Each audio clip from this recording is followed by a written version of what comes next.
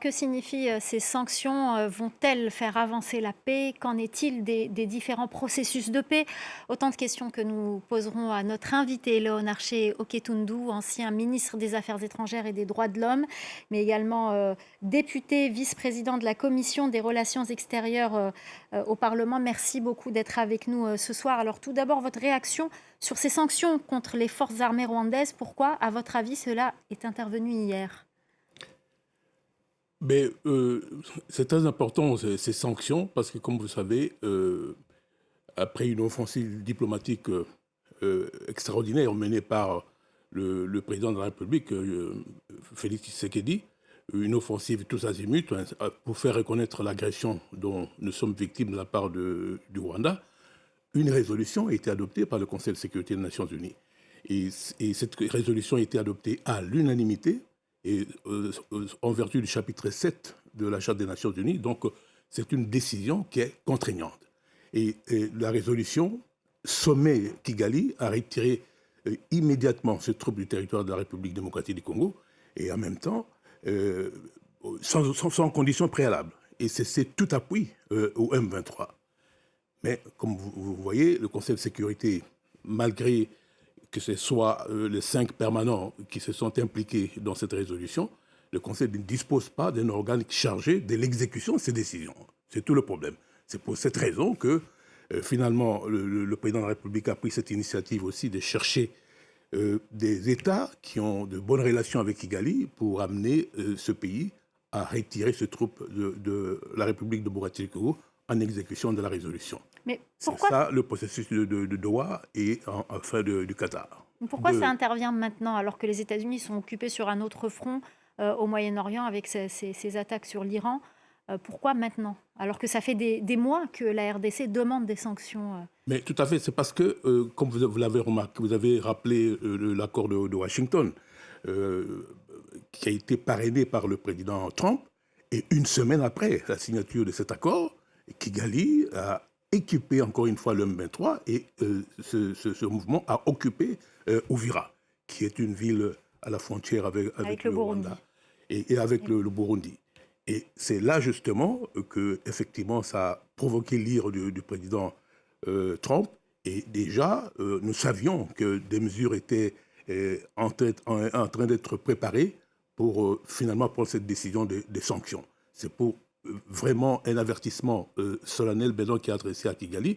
J'espère qu'ils en tiendront compte parce qu'il y a eu une gradation dans ces sanctions.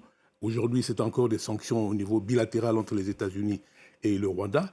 Mais je pense que le comité de sanctions au sein des Nations Unies va prévoir d'autres sanctions qui sont beaucoup plus dissuasives et coercitives. Alors justement, est-ce que cette pression diplomatique suffira à convaincre le Rwanda à cesser son soutien au M23? À notre avis, oui. Mais c'est pour cette raison que là, c'est encore des sanctions ciblées adressées à des personnalités.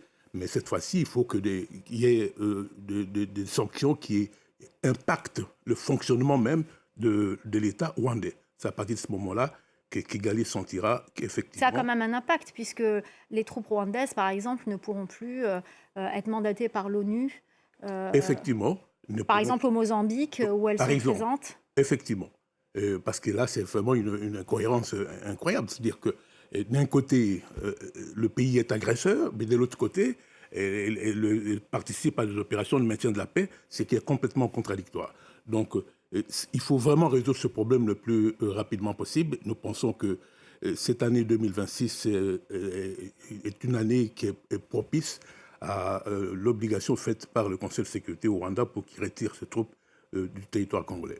Alors, est-ce que cela ne risque pas aussi d'encourager Kinshasa, les autorités congolaises, à poursuivre leur offensive? Bon, comme vous voyez, nous sommes en légitime défense. Nous, ce n'est pas nous qui avons attaqué Kigali, qui avons attaqué le Rwanda. C'est le Rwanda qui, non seulement a mené une agression, mais occupe 2 provinces importantes de notre pays. Donc nous nous défendons, nous ne sommes pas des agresseurs. Par conséquent, chaque fois que le Rwanda viole le cessez-le-feu, inévitablement, la République démocratique du Congo est dans l'obligation de réagir pour protéger sa population. Les sanctions sont-elles une solution pour vous au conflit dans l'est de la RDC? Est-ce que ça peut vraiment mener à une paix durable? Moi, je pense que la communauté internationale, à travers le Conseil de sécurité, a les moyens d'imposer la paix par une diplomatie coercitive. C'est ce que nous réclamons. Parce que, comme vous l'avez remarqué, je crois que la solution militaire a été exclue pour la résolution de cette crise. On nous a forcés à nous asseoir autour de la table pour régler ce problème. Mais ici, ce qu'il faut vraiment rappeler, c'est que nous sommes agressés. Et que même ces sanctions, c'est une reconnaissance formelle de l'agression dont nous sommes victimes en violation de la Charte des Nations Unies et de l'acte constitutif de l'Union africaine. Alors, pour parler des processus de paix, des initiatives internationales, celles de Doha, Washington, ne doivent-elles pas être aussi couplées d'initiatives nationales, notamment de dialogue politique pour arrêter les conflits? Par exemple, l'opposition appelle à la tenue d'un dialogue inclusif. Est-ce pour vous une solution? À mon avis, non. Et c'est là que nous divergeons. C'est-à-dire le principe même du dialogue. Nous ne pouvons pas le contester.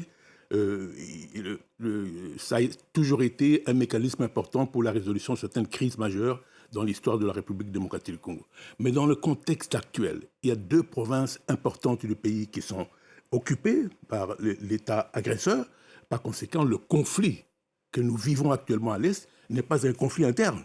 C'est un conflit qui a pour origine l'agression dont la République démocratique du Congo est victime. Donc nous nous trouvons là devant 2 contradictions. L'une principale, c'est l'agression dont le pays est victime, et puis l'autre secondaire, c'est-à-dire il y a des revendications sur le plan interne qui sont exprimées par certains opposants. Mais pour l'instant, dès lors que le pays est attaqué, chaque patriote doit se sentir agressé dans son intégrité, et parce qu'il y va de la protection de la souveraineté de la République démocratique du Congo et même de l'intégrité territoriale. Comparaison n'est pas raison. Est-ce que vous croyez que vraiment le président Zelensky, actuellement en Ukraine, à l'unanimité derrière lui dans la gouvernance? Non, pas du tout. Mais pour l'instant, les opposants estiment que le gros problème qu'il y a aujourd'hui, c'est l'agression. Donc il faut d'abord sauver le pays. On verra l'autre problème par la suite. Merci beaucoup, Léonard Oketundu, ancien ministre des Affaires étrangères et des droits de l'homme et vice-président de la Commission des relations extérieures en République démocratique du Congo. Merci beaucoup d'avoir répondu à nos questions.